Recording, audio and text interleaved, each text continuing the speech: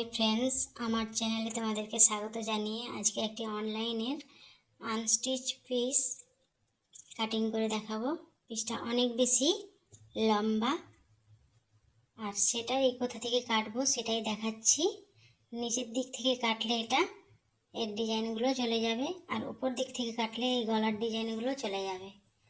অতএব এটার এই মিডল পোর্শন থেকে কেটে নিতে হবে। যার জামা তার ফিগার থেকে এটা 10 ইঞ্চি প্রায় লম্বা আছে, তাই এই পজিশন থেকে কেটে আলাদা করে নিলাম। এবার এটা থেকে এর স্লিপগুলো কেটে আলাদা করে নেব। এর মোহরিতে ফুলের ডিজাইন দেওয়া আছে।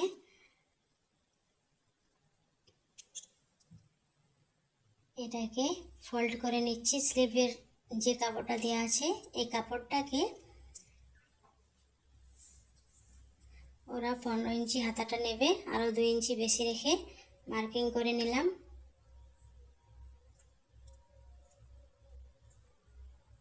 এটা থেকে মোড়ার সময় ওই 2 ইঞ্চিটা চলে যাবে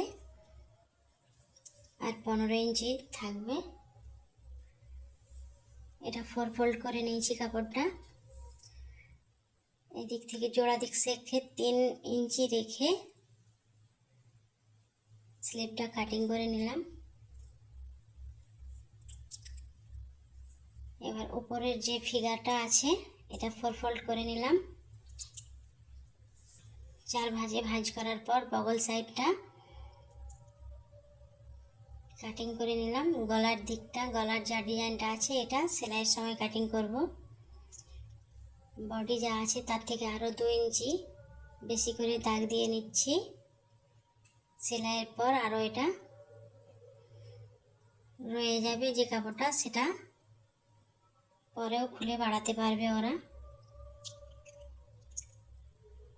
দাগ বরাবর কাটিংটা করে নিলাম।